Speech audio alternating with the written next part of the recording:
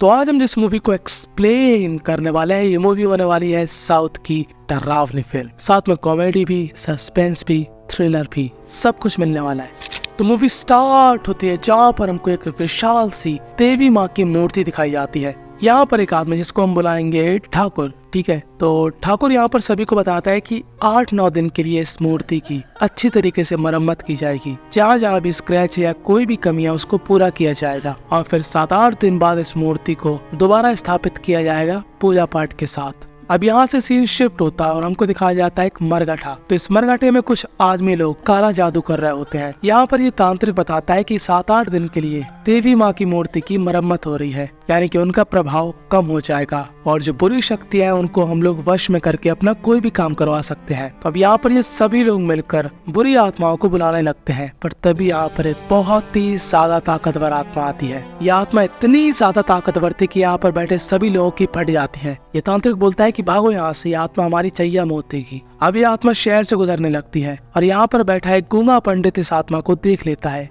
और वो समझ जाता है कि आत्मा बहुत ही ज्यादा खतरनाक है। ये आत्मा सीधे एक बहुत ही बड़ी हवेली में जाकर घुस जाती है। ये हवेली उसी आदमी की थी जो कि मूर्ति की मरम्मत करवा रहा है, जिसको हमने पहले सीन में देखा था, जिसका नाम हमने रखा था ठाकुर। अब ठाकुर अपने घर की ओर जा रहा होता है कि तभी ठाकुर को वही पंडित देख लेता है और उसको रोकता है और उससे पता क्या कहता है, हमेशा शांत रहे। इसलिए ठाकुर को कुछ भी समझ में नहीं आता कि ये क्या बोल रहा है और ठाकुर उसको केले दे के चला जाता है, जबकि ये पंडित ये समझाना चाह रहा है कि यही केले वो आत्मा इनमें डाल देगी। खैर, इनको जब समझ में नहीं आ रहा तो ये कहाँ रुकने वाले। अब ये लोग करते हैं हवेली में प्रवेश और हमको दिखाई जाती है डरावनी सी महिला जो कि साउथ की अधिकतर मूवी में दिखती है। इसको हम बुलाएंगे ज्योति लक्ष्मी। तो ये जो माचिस की तीली होता है, ये होता है ज्योति लक्ष्मी का भाई और ज्योति लक्ष्मी अपने भाई से बहुत ही ज्यादा गुस्से में रहती है। दरअसल कई सालों पहले जो हमारी ज्योति लक्ष्मी थी वो अपने लवर के साथ भागने वाली थी, पर उसके विलन भाई ने उसको वहीं पर रोक लिया, जिसके बाद ज्योति लक्ष्मी ने दोबारा से प्यार नहीं किया और वो अभी तक सिंगल है। खैर, वो जो आत्मा जो कि घर में प्रवेश कर चुकी है वो ठाकुर के एकदम पीछे ही पड़ गई थी। अब उनको समझ में नहीं आता कि ये आत्मा बाकी लोगों को नुकसान नहीं पहुंचा रही, सिर्फ वो ठाकुर के ही पीछे क्यों पड़ी है। वो यहाँ पर ठाकुर को डरा डरा कर उसकी फाड़ के 64 कर देती है और फिर उसके बाद काफी ऊंचाई से ठाकुर नीचे गिर जाता है। अब ठाकुर को इस गंभीर अवस्था में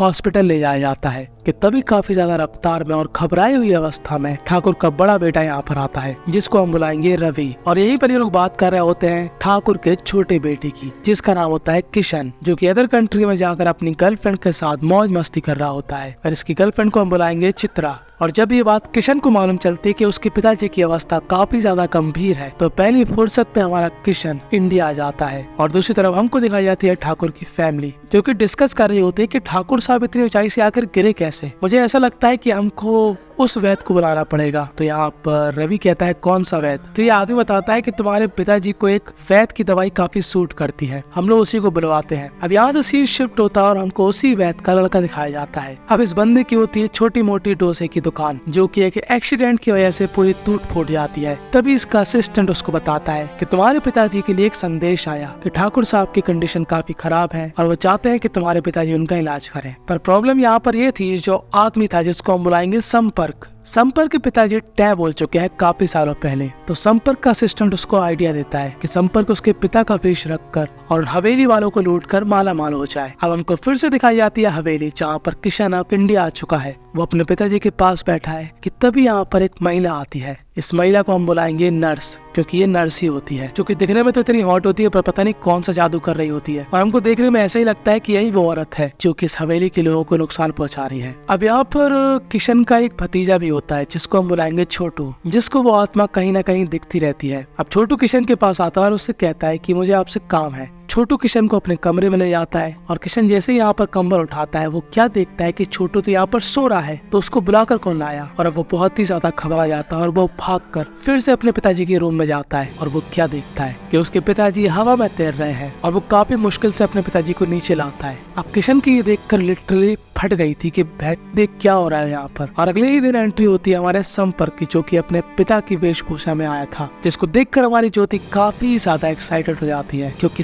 संपर्क के पिताजी और ज्योति का बहुत ही तगड़ा वाला चक्कर था और ज्योति के भाई ने इन दोनों को मिलने नहीं दिया। पर अब ज्योति का भाई चाहता है कि ये दोनों मिल जाएं ताकि उसकी बहन का भी घर बस जाए। पर इनको थोड़ी ना मालूम कि ये संपर्क है। अब संपर्क यहाँ पर रूह कांप जाती है कि बाइक चलाने की उम्र में बैलगाड़ी कौन चलाएगा। और तभी संपर्क का नैन मटक्का होता है उसी नर्स के साथ जो कि अलग ही भूतिया कारनामा करती थी। और संपर्क जैसे ही उसको देखता है उसको पहली नजर में उससे प्यार हो जाता है। यानी कि अब ज्योति पड़ी है संपर्क के पीछे और संपर्क हमारा पड़ा है इस नर्स के पीछे। अब आप लोग मुझको एक बात बताओ कि अभी किशन ने देखा कि उसके पिताजी को पता नहीं क्या ही हो गया था, वो हवा में थे। ऐसी कंडीशन में इंसान बहुत घबरा जाता है। पर किशन भी वो यहाँ पर चित्रा के साथ पानी में खेल रहा होता है। मतलब पिता मरे कुपोषण से और बेटा शक्तिमान। अब इस पानी वाले सीन में दोनों के ही कपड़े काफी ज्यादा भीग गए थे। तो यहाँ पर किशन का नौकर जिसका नाम था मुरली वो चित्रा पर गंदी नजर डालता है। और जब ये चीज किशन देख लेता है तब वो मुरली की मुरली बजा देता है और कहता है भाग जा यहाँ से। अब ये लोग घर के अंदर जाते हैं और हम लोग क्या देखते हैं कि जो चित्रा थी उसको भी भूतिया आत्मा दिखने लगी थी। और ऐसा नहीं कि उसको भ्रम हो रहा था, एकदम साफ साफ उसके सामने दिख रही थी। और जस्ट इसी समय जो हमारा मुरली था वो एक बहुत ही बड़ा चाकू लेकर हवेली की तरफ बढ़ता है जिसको वो नर्स देख लेती है। पर जैसे ही मुरली थोड़ा और आगे बढ़ता है यहाँ पर वही आत्मा आ जाती है और वो एकदम मानो मुरली के पीछे ही पड़ गई थी। वो मुरली को भी हवाई शो दिखाती है और हवा में ही उसका राम नाम सत्य कर देती है। और जैसे ही किशन को मुरली के चीखने की आवाज आती है वो तुरंत बाहर निकलता है। पहले उसको कोई कुएं के पास दिखता है और तभी उसका ध्यान मुरली पर जाता है। और अब यहाँ पर सभी लोग आ चुके थे और वो क्या देखते हैं कि मुरली का भी हो चुका है राम नाम सत्य। अब पुलिस को किशन पर शक होता है क्योंकि किशन ने उसको धमकी दी थी मारने की, इसलिए वो उसको एक दिन के लिए थाने ले जाती है कार्रवाई करने के लिए। और दूसरी तरफ जो हमारा संपर्क था वो यहाँ पर नर्स पर डोरे डाल रहा था। और ये जो नर्स थी ये यहाँ पर संपर्क से पूछती है कि मेरी शादी कब होगी। तो संपर्क कहता है कि मैं हूँ ना,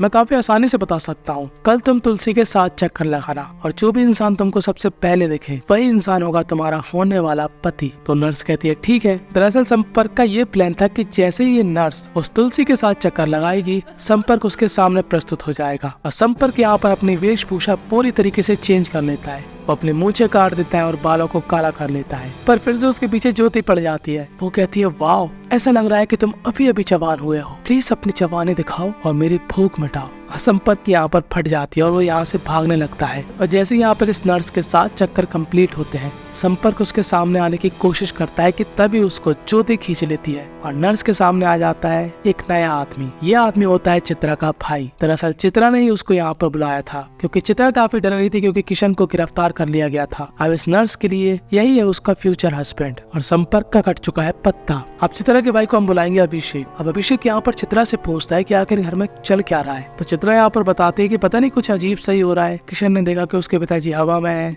मैंने देखा कि कोई औरत मेरे पीछे पड़ी हुई है, हमारे घर के नौकर मुरली की भी मौत हो गई, पता नहीं इस घर में क्या अजीब अजीब चीजें हो रही हैं। अब यही सेम आत्मा छोटू को भी हर समय दिखती थी। तो अभिषेक यहाँ पर छोटू से पूछता है कि तुमको यहाँ पर कोई अजीब सा इंसान दिखता है। तो छोटू कहता है हाँ। तभी हम लोग क्या देखते हैं कि इसी के पीछे वो आत्मा होती है और छोटू यहाँ पर डर के मारे उस आत्मा के बारे में कुछ भी नहीं बताता। तभी यहाँ पर आस पास अभिषेक को वही नर्स दिखती है और उसका शक इस नर्स पर जाता है। वो इस नर्स से पूछता है कि तुम कुछ छुपा रही हो। तो ये नर्स कहती है हाँ, मैं गुप्त में अपने कमरे में पूजा करती हूँ। दरअसल मेरी कुंडली में एक दोष है जिसकी वजह से मेरी शादी नहीं हो रही है। और एक दिन जब मैं ऐसी पूजा कर रही थी तब मैंने क्या देखा कि मुरली को कोई आत्मा हवा में ले गई और हवा में ही उसने उसको मार दिया। अब अभिषेक यहाँ पर नर्स के साथ इस हवेली की चेकिंग करने लगता है कि उसको कुछ सबूत मिल जाए। तभी यहाँ पर उसको घर के बाहर दिखता है एक मेजरमेंट टेप जो कि था एक कारपेंटर का। और जब अभिषेक उस कारपेंटर के पास जाता है तो ये कारपेंटर उसको कुछ भी बताने से मना कर देता है। तो ये मार मार के इनका कुत्ता बना देता है और आखिरकार इस कारपेंटर को सच्चाई बोलनी पड़ती है। ये कारपेंटर यहाँ पर ये बताता है कि जो मुरली था वो उसका दोस्त था और उस रात वो भी मुरली के साथ ही गया था। उसने भी देखा कि एक आत्मा ने मुरली को हवा में उठाकर मार दिया था और वो डर के मारे वहाँ से भाग गया था। अब ये कारपेंटर अभिषेक को एक और कहानी बताता है जो कि हमको नहीं सुनाई जाती, वो हमको मालूम चलेगी आगे। पर वो जो भी कहानी थी उसको सुनने के बाद अभिषेक के पैरों के नीचे से जमीन खिसक गई थी क्योंकि इस कारपेंटर ने उसको एक ऐसा सच बताया था जो कि अभी तक छुपा हुआ था। अब अभिषेक यहाँ पर हवेली की निगरानी के लिए चारों तरफ कैमरास लगा देता है और उसके पास ऐसे डिवाइस होते हैं जिससे आप आत्माओं को भी देख सकते हो। और इसी बीच हम लोग क्या देखते हैं कि ठाकुर के बड़े बेटे यानी रवि को वही आत्मा गले में फंदा बांध कर घसीट कर कहीं ले जाती है। और जब ये लोग कैमरे में चेक करते हैं तब उनको क्या दिखता है कि वो आत्मा पहले इसी घर में रहा करती थी क्योंकि ये आत्मा होती है किशन की बड़ी बहन संध्या। और संध्या की ऐसी कंडीशन देखकर किशन हमारा रोने लगता है। उसको समझ में नहीं आता कि आखिर संध्या अपने घर वालों को क्यों मार रही है। अब किशन यहाँ पर सबको संध्या के बारे में बताता है कि संध्या पढ़ने में काफी होशियार थी, वो घर वालों की लाडली थी, पिताजी और भैया उससे काफी प्यार किया करते थे, पर उसको महल के एक छोटी जाति वाले से प्यार हो गया था। और जिस दिन उसकी शादी पक्की होने वाली थी उसी दिन वो उस आदमी के साथ भाग गई थी। उसने उसके साथ शादी कर ली और वो प्रेग्नेंट भी थी। तभी एक दिन वो मेरे को हॉस्पिटल में मिल गई थी और मैंने उसका पीछा किया और मैंने उसका घर देख लिया। मैं अपने साथ साथ अपने पिताजी और बड़े भाई को भी लेकर आ गया था। संध्या यहाँ पर इनको देखकर बहुत ही ज्यादा खुश थी, पर वो डरी हुई भी थी कि कहीं ये लोग कुछ कर ना थे। पर ये सभी लोग संध्या को एक्सेप्ट कर लेते हैं और कहते हैं कि तू हमको पहले बता देती, तेरी खुशी से बढ़कर थोड़ी ना है फैमिली की इज्जत, तो जिससे भी चाहते उससे शादी कराते। बस अब मेरी एक छोटी सी रिक्वेस्ट है कि तू हमारे घर आ, ताकि जिससे हम लोग तुम्हारा स्वागत कर सके और अब से हम लोग हवेली में रहेंगे। तो संध्या हिचकिचाकर कहती है ठीक है। अब अगले दिन ये लोग स्टेशन पर ज्योति और उसके हस्बैंड का इंतजार करते हैं, पर यहाँ पर वो लोग नहीं आते और किशन काफी परेशान हो जाता है। और किशन को बस यही तक की स्टोरी मालूम थी। किशन यहाँ पर अभिषेक से कहता है कि उसके बाद ज्योति और उसका हस्बैंड कभी नहीं दिखे, पता नहीं वो लोग कहाँ भाग गए। तो अभिषेक यहाँ पर कहता है कि वो लोग भागे नहीं थे। अब मैं बताऊंगा कि उसके बाद क्या हुआ था। दरअसल अभिषेक को उसके आगे की स्टोरी मालूम थी, जो कि उसको उसी कारपेंटर ने बताई थी। अब आप लोग सोच रहे होंगे उस कारपेंटर को कैसे मालूम, तो वो मैं आगे बताऊंगा। तो अभिषेक यहाँ पर बताता है कि तुम्हारी बहन और तुम्हारे जीजा जी को तुम्हारे बड़े भाई ने एक स्टेशन पहले उतार दिया था। तुम्हारा बड़ा भाई तुम्हारे जीजा और तुम्हारी बहन को जंगल ले गया और अपने नौकर मुरली के साथ उनको मारने की फिराक में था। हम लोग क्या देखते हैं कि रवि एकदम हाथ धोकर इनके पीछे पड़ गया था। अब यहाँ पर जंगल में हमारी संध्या छुप जाती है, पर उसका पति पकड़ा जाता है। पर संध्या का पति चिल्ला चिल्ला कर यही कहता है कि तुम बाहर मत आना। कि तभी यहाँ पर आ जाता है ठाकुर, और ठाकुर को देखकर संध्या अपने आप को नहीं रोक पाती। वो यहाँ पर ठाकुर से कहते हैं कि देखो पिताजी, रवि भैया क्या कर रहे हैं, ये क्यों हमको मारना चाहते हैं। कि तभी उसको एक बहुत ही बड़ी बात मालूम चलती है कि इन सभी के पीछे उसके पिताजी ही है। ठाकुर यहाँ पर कहता है कि देख बेटा, मैं तुझको अपने हाथों से नहीं मारना चाहता, मैं चाहता हूँ कि तू ये जहर पी ले और बदले में मैं तेरे हस्बैंड को छोड़ दूंगा। तो संध्या यहाँ पर जहर पी लेती है, पर उसके जस्ट बाद ठाकुर यहाँ पर उसके हस्बैंड को भी मरवा देता है। ठाकुर यहाँ पर रो रो कर यही कह रहा था, तेरी वजह से मेरा सिर नीचे हुआ, अभी भी मेरी जाति वाले लोग मेरे बारे में भला बुरा बोलते हैं, सिर्फ तेरी वजह से। पर संध्या को इतनी गुस्सा आ रही थी कि उसके पिताजी ने उसके साथ इतना बड़ा फ्रॉड किया, उसको भी मरवा दिया, उसके बच्चे को भी मरवा दिया और साथ ही साथ उसके हस्बैंड को भी मार दिया और इनको वहीं कहीं जंगल में गाड़ दिया। तो देखो इन सब में मुरली भी शामिल था, और मुरली ने नशे की हालत में ये बात अपने कारपेंटर दोस्त को बता दी थी, और उसी कारपेंटर ने ये बात अभिषेक को बताई थी। अब नर्स यहाँ पर बताती है कि मेरे एक अंकल हैं जो कि बहुत ही बड़े तांत्रिक हैं। तो अभिषेक और ये नर्स उस तांत्रिक के पास आते हैं। तो ये तांत्रिक कहता है कि ये नींबू ले जाओ, और जैसे ये नींबू काला हो जाए इसका मतलब कि आस पास वही आत्मा है, क्योंकि वो आत्मा ऐसे नहीं घूम रही होगी। तुम्हारे घर में जितने भी लोग रहते हैं उनमें से किसी एक के अंदर वो आत्मा होगी। और हम लोग घर में क्या देखते हैं कि वो आत्मा चित्रा के अंदर आ चुकी थी और चित्रा ने रवि को मार डाला था, और अब बारी थी ठाकुर की, और वो ठाकुर को भी वही जहर पिलाकर मार देती है। अब किशन को यहाँ पर नहीं मालूम कि उसके पिताजी का राम नाम सत्य हो चुका है। ये लोग तो यहाँ पर नींबू लिए खड़े हैं कि तभी ये नींबू काला हो जाता है, और अभिषेक समझ जाता है कि संध्या की आत्मा उसकी बहन चित्रा में आ चुकी है। अब आपको लग रहा होगा कि चित्रा का बदला पूरा हो गया, पर नहीं। चित्रा का सबसे बड़ा दुश्मन था किशन, क्योंकि उसको ऐसा लग रहा था कि उसको और उसके पति को मरवाने के पीछे किशन का भी हाथ था, और वो यहाँ पर किशन के पीछे पड़ जाती है।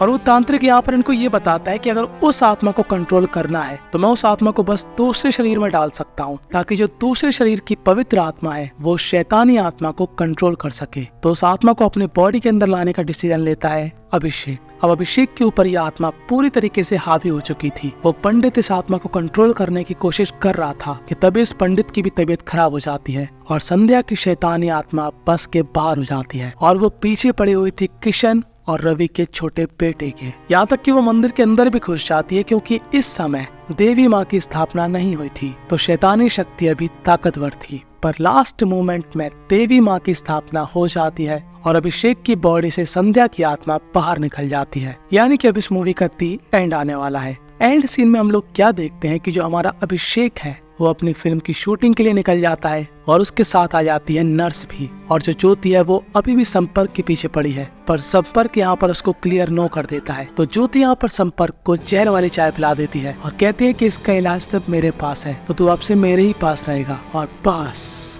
यहीं पर ये मूवी थी एंड हो जाती है। अब इस मूवी के अंदर क्या सीखने को मिला वो तो मुझको भी नहीं मालूम, बस एक ही बात समझ में आई कि यार ये जात पात ना बहुत ही बुरी चीज है। अगर इस वीडियो पे हो जाते हैं 50 कमेंट तो आपको वो चीज मेरे टेलीग्राम में मिल जाएगी जो कि आप चाहते हो।